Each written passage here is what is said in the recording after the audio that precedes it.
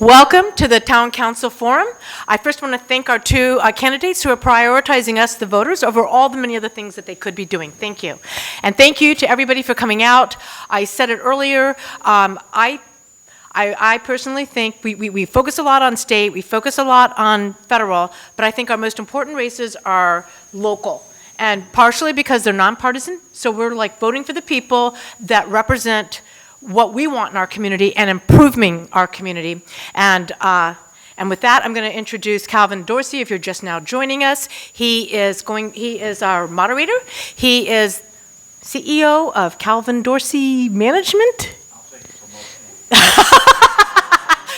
He's also he's a professor. He's been a programmer. He's won the Silver Telly.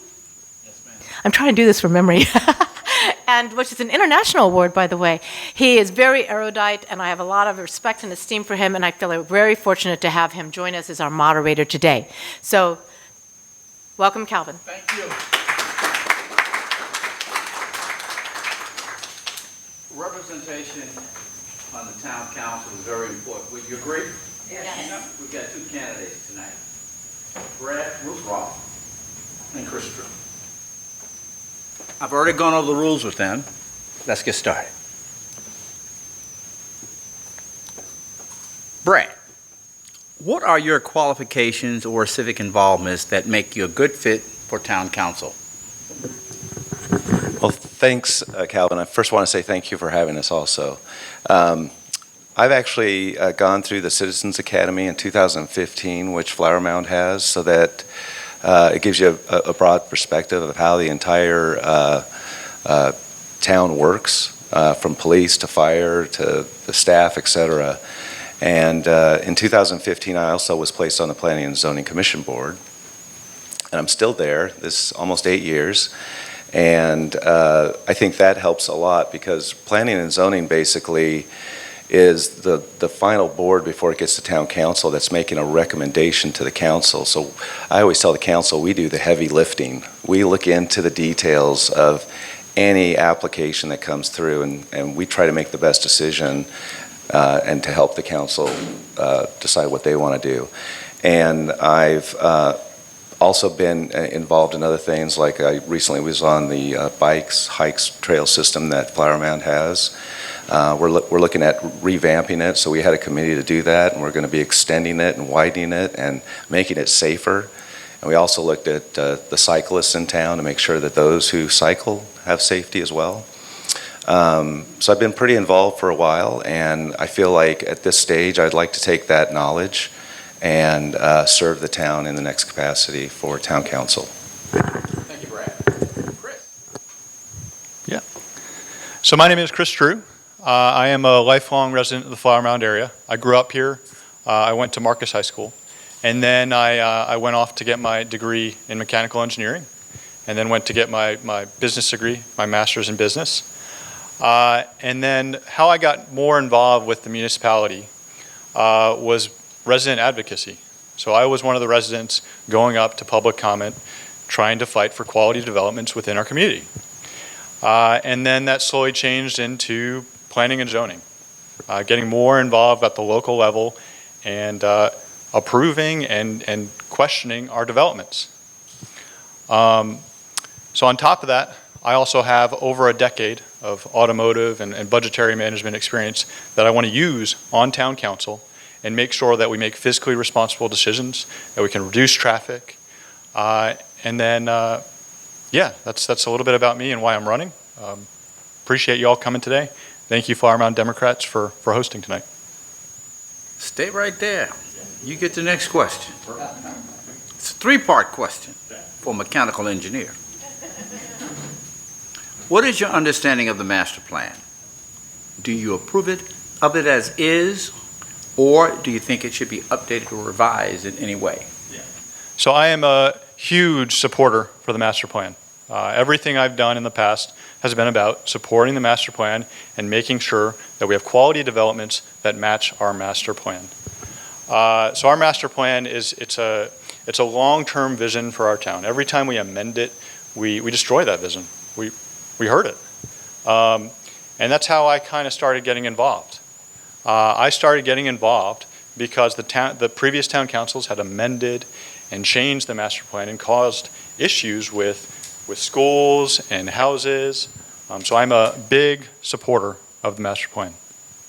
Thank you. Brad?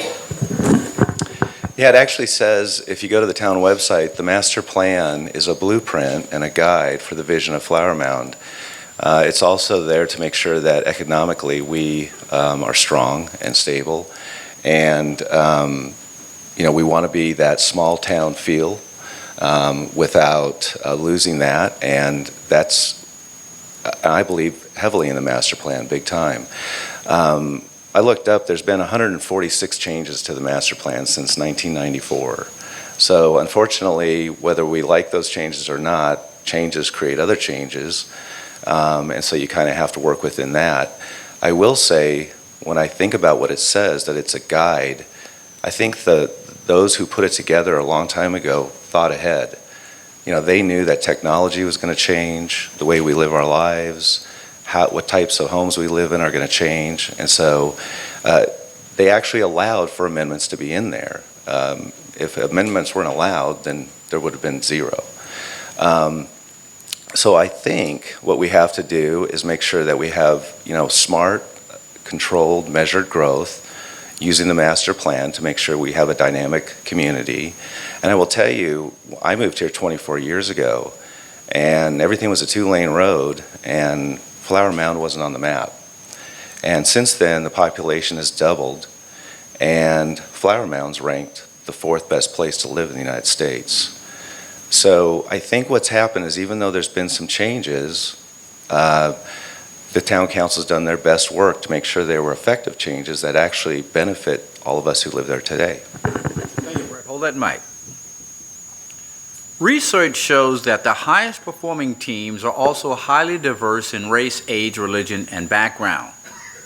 After this election, the board will not be representative of the diversity in our community. How will you engage people of color and other diverse groups to ensure they are aware of opportunities for engagement, as well as ensure their priorities are represented? Good question. One of the things that I've been doing since running is I go to a variety of events. Like recently I went to the Islamic Muslim event. They had an open house. They have a mosque in Flower Mound, and I was speaking with the leaders of that group, and they weren't too aware of what was going on, though they cared about their community. And one of the conversations I had was, it'd be great for you to come to more meetings, be up front and center, and also learn so that you can get involved, because they had a lot of desires that they would like to see that would be strong for their community, but they felt like they weren't being represented. And so I think that what we have to do is go out into the community, regardless of who the person or group is, and reach out to them and say, we want you to be a part of this. Matter of fact, I'll tell you one of the problems we have right now. In the past few years, council members have gotten on on town council, and when they go to find people to fill boards, the first thing they do is they pick their friends. They pick whoever donated to them. They pick whoever helped them run for council. They might have no clue what they're doing, but they know they'll vote their way. And I disagree with that. I think that it's way better to have a diverse form of opinion, because when I go up and do my job, after reading the packet, I have an idea of what I want to do, but my peer might say something that gives me another perspective. Or a resident comes up and says something about the project and it gives me another perspective, or the town staff. And my head's kind of bouncing back and forth because I'm trying to find where's that middle ground that we can kind of hopefully help everyone, either like or move on from this particular application. So I think if and when I'm elected, I want to go out and find people who have diverse backgrounds with diverse opinions and diverse ideas, because I think that's what helps us become a better community. Okay. Yeah, diversity is an important thing within our community. We have a lot of diverse characters, religions, people, color. For me, I want to go out and make sure everybody is properly represented within our town council. I've been calling people. I've been going out to any events and trying to get more people involved within our community. I think that's a big priority for town council, is to get our constituents up to town council or to email us, get them involved, get them aware of what is going on with our community. And that's something I've tried to do a lot of within my community, to get people out to go vote, to get people out to go to town council and support what they believe in. So there's many diverse opinions within our community, and I'm here to listen to all of them. I want to represent everybody, and I want to work for our residents. So, thank you. Chris, hold that thought. Yep. Mixed-use developments are said to be the salvation of small towns like Flower Mound. Lakeside seems to be relatively successful, combining residential with business, but Riverwalk is failing to thrive and is not near what was promised to the town. What can town council do to bring in new businesses and restaurants and help them thrive? Okay. So Riverwalk was approved back in 2004, and it was heavily incentivized. So it used our taxpayer dollars to help build out that development. It used a TERS, which is an isolation district for tax revenue, as well as it put a PID, a future tax, on future residents, as well as the HOA and all those businesses are paying for the maintenance of that Riverwalk, which is unfortunate. But for us, how to finish out the Riverwalk? How do we get more businesses in that area? And how do we support those restaurants in that area? So one thing that we can do is there's supposed to be an amphitheater, a place where we could do events, where we could do concerts. Something that I would like to do is figure out how we can get that amphitheater built, whether it's through opening a park within the town and getting more events within that community. But I think really driving more people into that area is the best way that our town can support and make sure that we get more business and more people to interact with that community. Thank you. So and another thing to add to the history is previous town councils never set any expectations when the TERS and all that was put together. In other words, they didn't say, before we allow you to continue to build or move forward, you first have to meet these standards and these expectations. The councils just basically approved it and allowed them to do whatever they wanted to do. And guess what happened? We had the financial crisis that took place, and one of the owners went bankrupt. And before you know it, I think we're on the third ownership of that development. And they're already talking about, trying to change it again. And so councils allowed things to be changed. There was supposed to be more retail in there. Instead, they allowed, other development like more apartments. I agree that with the land that we have left, I actually think a performing arts center would be really good because it allows you to have indoor and outdoor access where an amphitheater, weather can affect it. And I think you're going to get a flow of people coming and going into the Riverwalk. I think the other thing we need to do in regards to the rest of your question about what we can do to, support and bring in new businesses is on the west side of town, I've been knocking on doors, and there's a lot of land out there, and that's a project that potentially could be like a Riverwalk in a bad way, and hopefully a better way if we handle it right. And it's what does the community want? Why do we have to shove down your throat what some 4 people or 5 people think on a board? I think we have to go out and ask. And we used to do that in Flower Mound 24 years ago. We used to say, what do you want? I mean, if you've lived here long enough, it was always Cheesecake Factory. But it was something, right? And so if you bring it in, if you bring what customers want, they're going to shop there and they're going to support it. So I think we have to get the community involved and find out what they need so we know we'll be able to support those businesses. Hold that mic, Brad. Every session, the Texas State Legislature takes action or introduces legislation that disenfranchises democratically elected town councils and school boards. If elected, how will you work with our state representative and senator to protect local government from state government encroachment? Well, Ben Bumgarner, and he recently moved into the House, and he used to be one of our council members. So he's somebody that we need to continue to have rapport with and talk to him. I think we're lucky that he his home is in Flower Mound and he's from the area and he understands it. I think, it's really about communicating with them on a regular basis about, what is it that they want to do. Matter of fact, I'll give you an example. So Flower Mound's always had very tough standards for buildings. You have to build them a certain way, they have to look a certain way, they have to have roof pitches, they have to have setbacks, they have to have certain types of materials used because we wanted to keep this consistent look and a quality feel.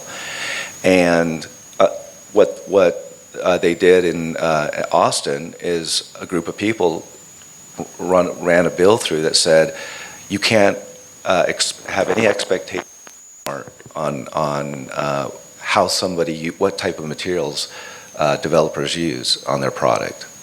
And so that just allows them to come in and do whatever they want. And I think one of the problems, we weren't involved. And so before you know it, you just find out it happens to you. So you have to be involved. Otherwise, you're gonna get things that you don't want. Yeah, so coordination with our House and state representatives is important.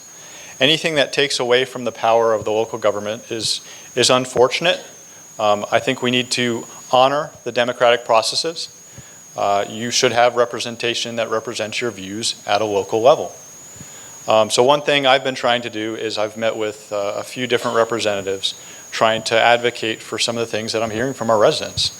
Understand with the traffic patterns, because the town does have some say in the roads and things like that, but there are some roads and the traffic issues that we're all dealing with that we need to make sure that they're aware of them and they know that we need to improve our roads and streets. So that is definitely something I'm fighting for, and making sure that whenever I have residents come to me, I send emails to the different representatives and make sure that we have proper communication with the local level and the state level and even the federal level to make sure we coordinate properly and make sure that we have quality within our town. So I feel really strongly that we can coordinate and work together to make the best state, the best town, the best area that we can. Appreciate it. Stay right there, Chris. Yeah. Flower Mound has a lot of great amenities and activities for small children, but falls short on amenities for teens. What are your ideas for making Flower Mound a great place for teenagers to hang out in a safe and fun way? Yeah, this is actually one I've heard a lot of. There's two parts of it. One is high school kids. How do we get high school kids busy? What amenities can we help them supply? We're here at the Community Activity Center. It also needs a lot of renovations. So this is one thing that we can continue to invest in for our community. Recently we have the tennis courts that are going on the ballot this May election. So that's another one that we could use and attract young people into tennis, into pickleball, and really get our teens involved in the community.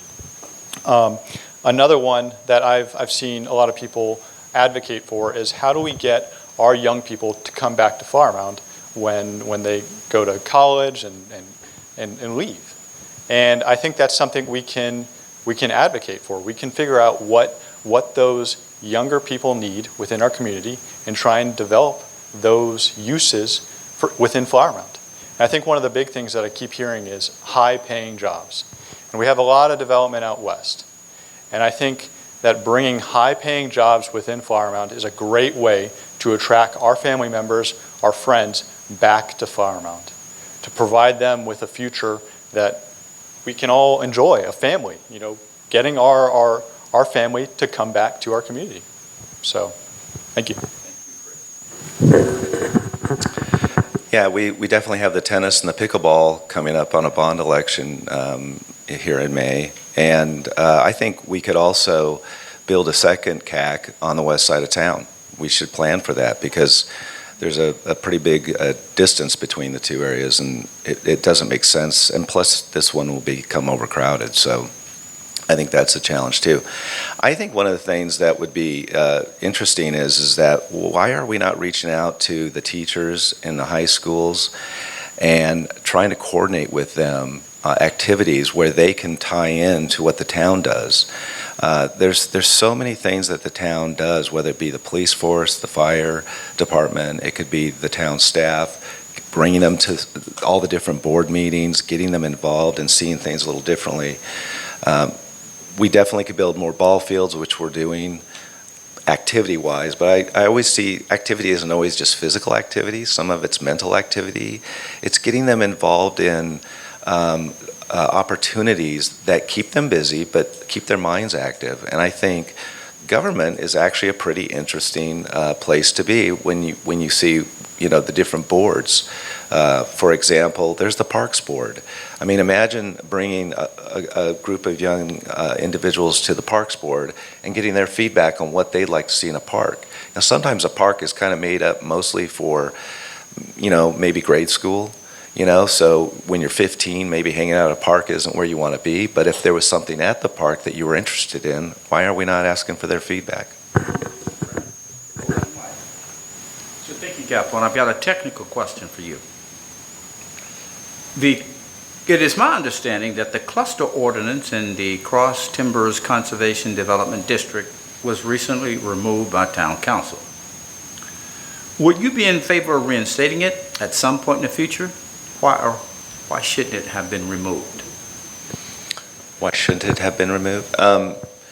Well, I think there's a problem with that particular cluster development because the way it was set up, and we've had some come in front of us, some applicants, where it really didn't create the vista that we wanted. In other words, we have this great corridor when you drive down 1171, and there's been some developments that go in that are 1 and 2 acre lots, but all you see is the entrance. So you don't really get to enjoy the view.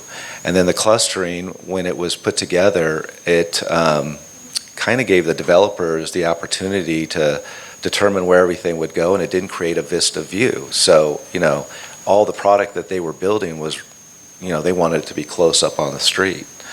So I think, going back and changing it to where it is now was probably one of the main outcomes. But I think it might be somewhat unfair to the landowners because the size of the lots that they've gone back to are so expensive. Nobody wants to touch it. Nobody wants to build because they don't have anybody who wants to buy. So you kind of have to say, where do we balance the rights of the landowners, while maintaining the views and how we feel as a community. So I think there's some opportunity there. Yeah. So the cluster ordinance. So an example of the cluster ordinance within our town is the Toll Brothers homes by St. Philip. And I think that removing the cluster ordinance was the right direction. I support 2 acre lots in the cross timbers, conservation-like developments, because that's what the residents of that area want. That's what they bought into. So one of the unique areas of our town is the cross timbers conservation districts. It's made to conserve trees, wildlife, and preserve our community. And I support that. I want to make sure that we continue to build developments that support that too. That we build homes that preserve the trees, not clear cut the land. We need to save those beautiful trees that are out there, that are 200, 300 years old. So that is where I am. No more clusters. I support conservation and the 2 acre lot maximum or minimum, and or 1 acre lots with 1 acres of conservation. 1 acre is to conserve the trees and allow for wildlife corridors in that area. I also support additional amenities for our residents to go enjoy it. So areas trails and things like that incorporate the wildlife and the natural habitats of that area so all residents can enjoy it and support it. So, thank you. Don't go anywhere. Let's incorporate schools into our conversation. Your local product. Do you support putting schools back into smart growth? And how has removal from smart growth affected Flower Mound children? So smart growth used to have a stipulation that used to require us to evaluate schools and that the schools can handle the capacity of future developments. I like that. I think it makes sense. So LISD does not have an issue with capacity.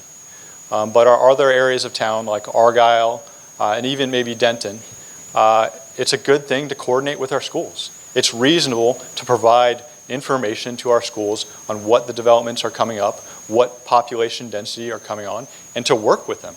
Right now, all it is a notification.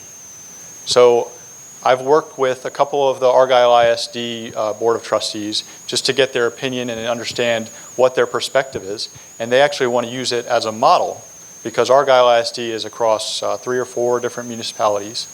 So trying to coordinate with all those different municipalities and understand what the different developments are that are coming up, it just makes sense. We want to make sure that we don't overstrain our schools and put our kids in temporary locations or overstrain our taxpayers because we have to pay for additional facilities, and we want to make sure we're developing in a smart and responsible way that supports the ISDs and the schools.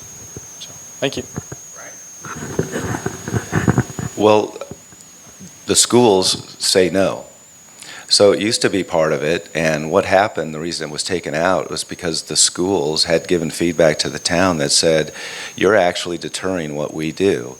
We know when to have bonds, we know how to buy the land, we prepare and plan ahead, and we're aware of what's going on. You trying to tell us what we need to do wasn't working. It was causing too much conflict. And so what happened was they decided to take it out because the schools felt fine. But what we still do is they're made aware of what's going on in the land and the developments around them. And there's notifications, but our town actually does talk to the schools.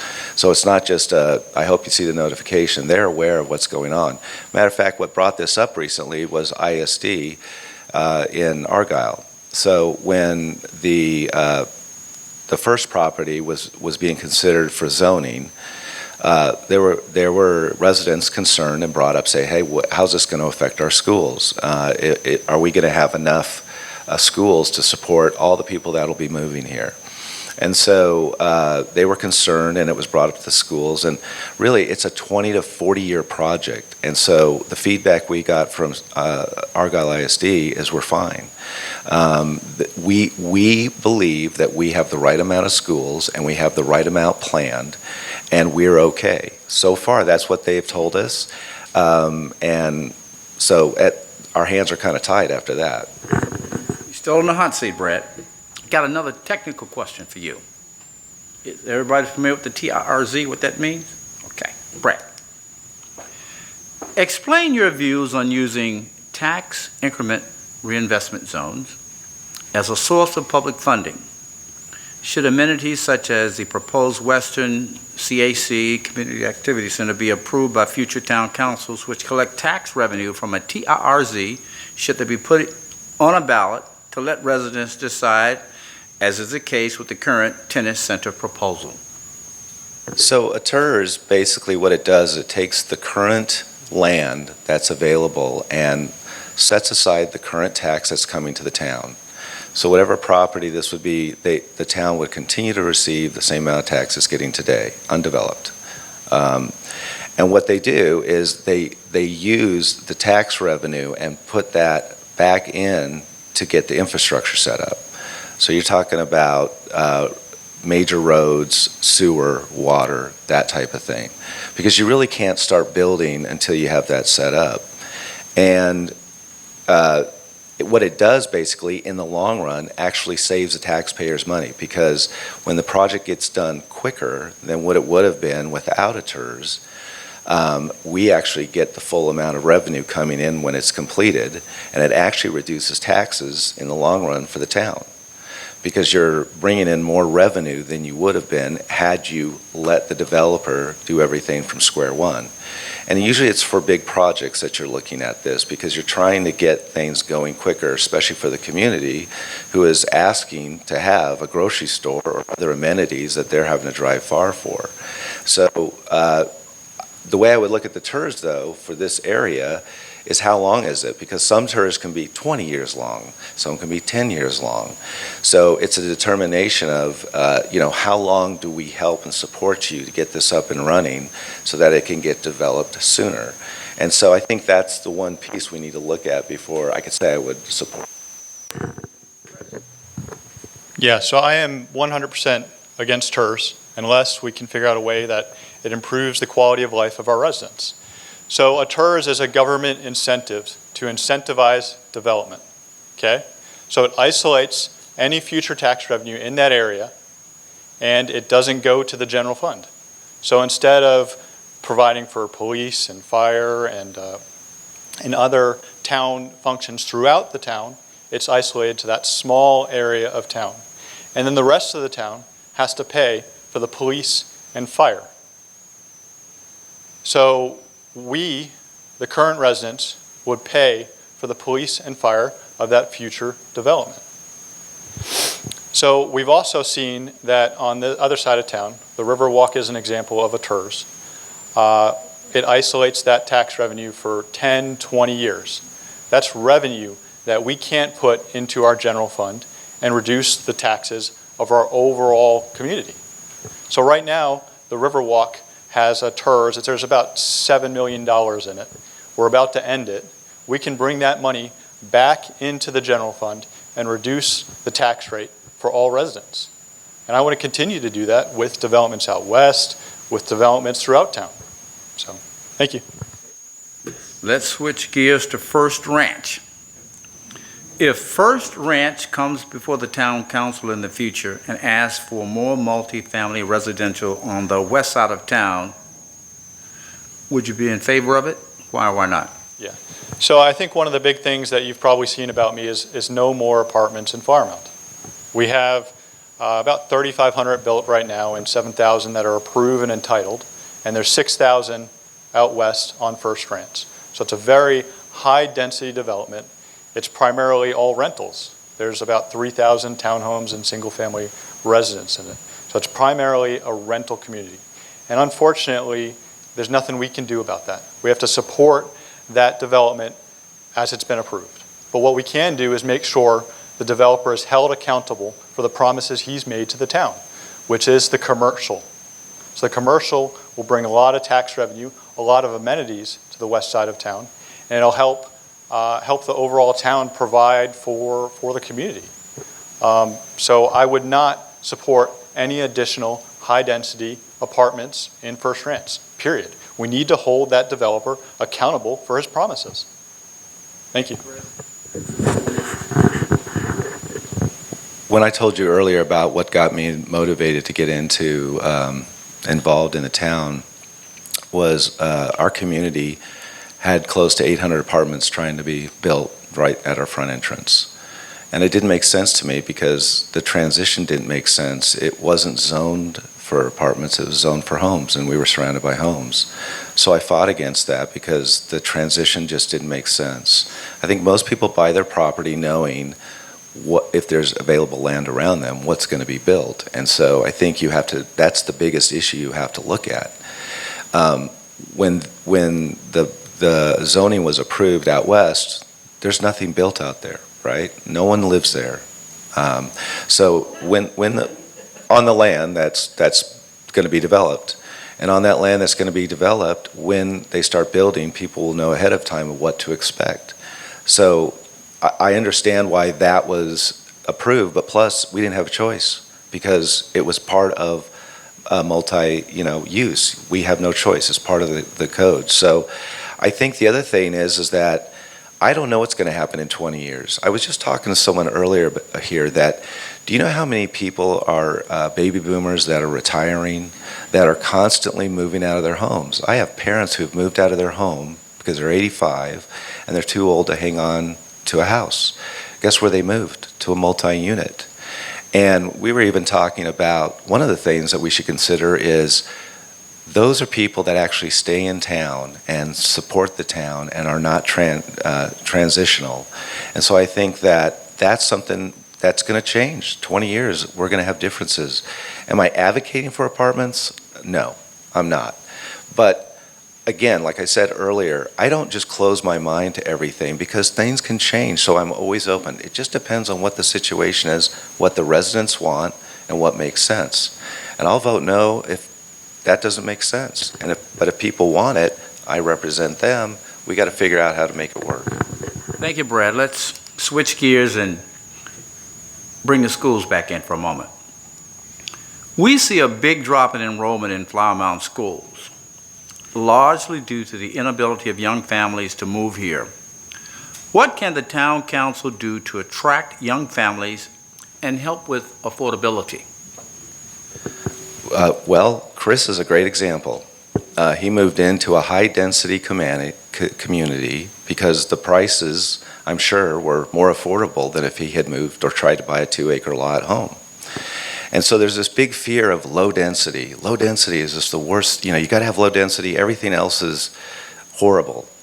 Well, that's not true because there's a lot of people that can't afford certain properties, and they're trying to live here. So high density doesn't mean apartments to me. I'm not talking about apartments. I'm just talking about lots that may be 10,000 square feet or 12,000 like Chris. He has every right to live on that property and buy that. And so, I think what we have to do is look at some of those options and see how are we, going to be able to develop homes that those who can afford less can get into, and that's one of the options. A $500,000 house is somewhat more affordable than a $2 million house. Yeah, so how to attract young people back to our community. So first off, when I came into Flower Mound, I bought into a high-density residential community. Homes. So homes, residentials, ownership. So offering our future young people the opportunity to own within our community. So apartments don't offer that. The apartments in Flower Mound, on average, if you look at Lakeside, is $4,000 per month. That is not affordable. So we need to give future residents the opportunity to own within our town. And how to attract them? We need jobs. We need high-paying jobs. And I think the West Side is a great opportunity to incorporate that, to get our young people to come back to our community and to get those high-paying jobs that young people desire. They don't want to be 20, 30 minutes away from their job. They want to be in a community that's 10 minutes away. Most of our young people move to areas where their jobs are at.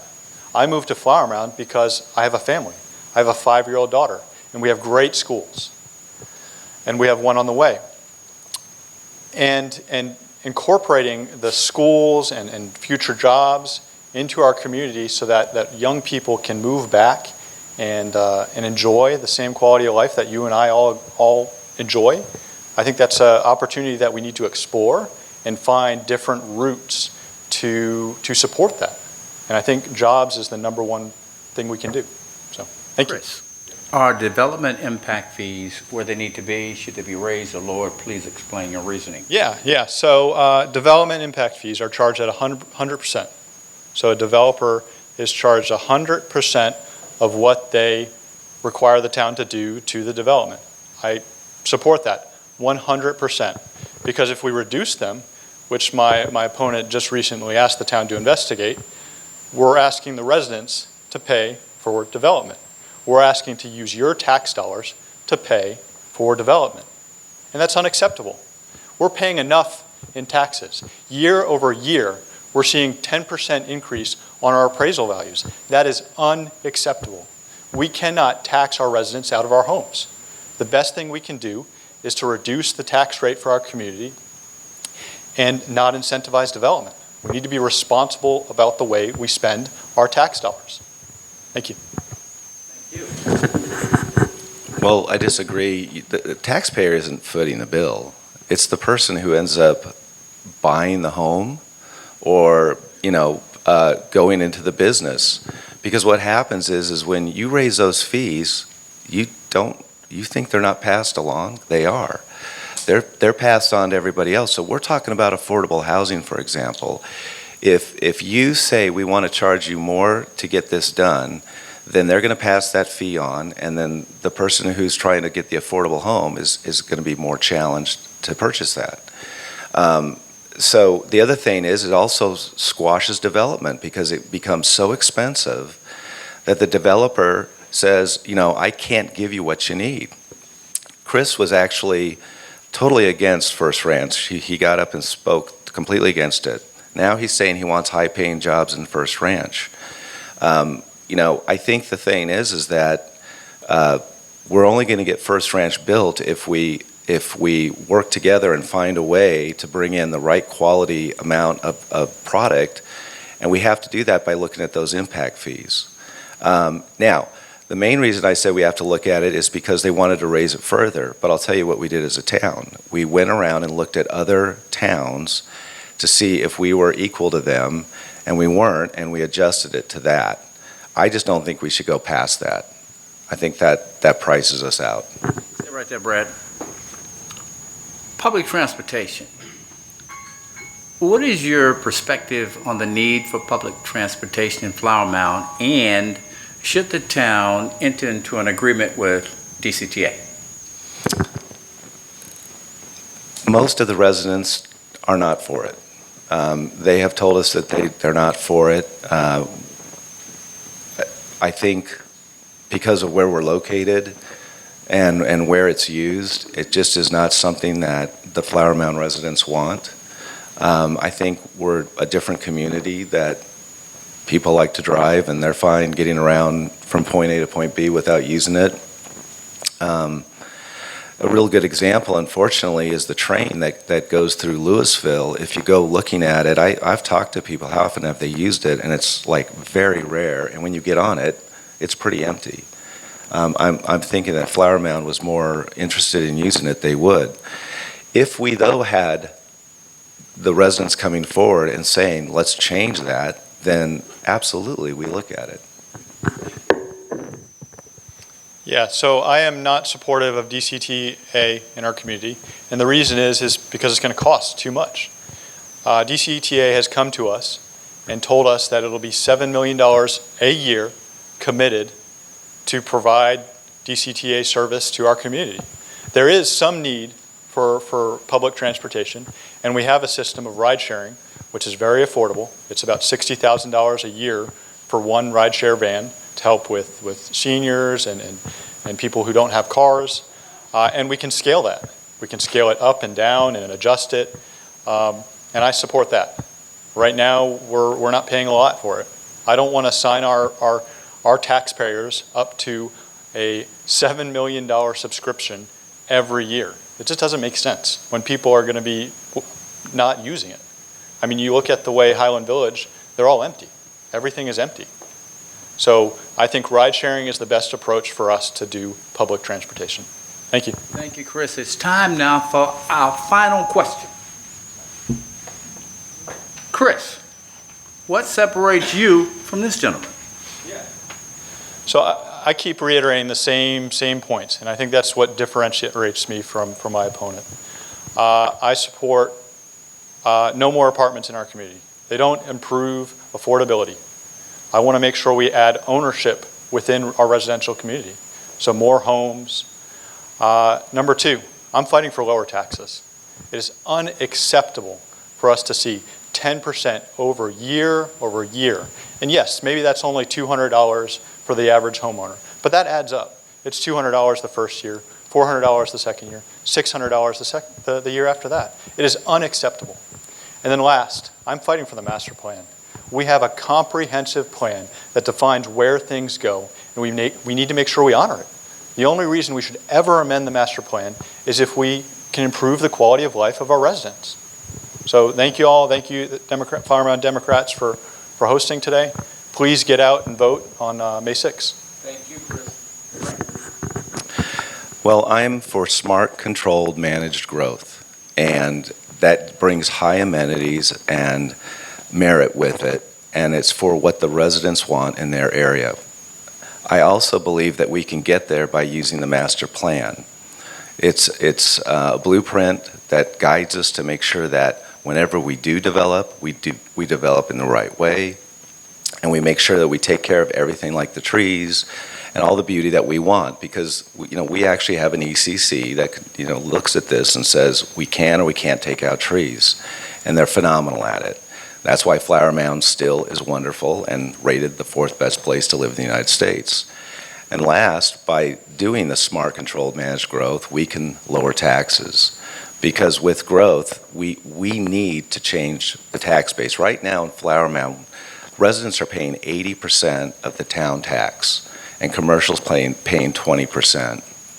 So if we get commercial out on the west side of town, like Chris was saying, he wants high-paying jobs, though he didn't want First Ranch to happen. But guess who wanted to go there?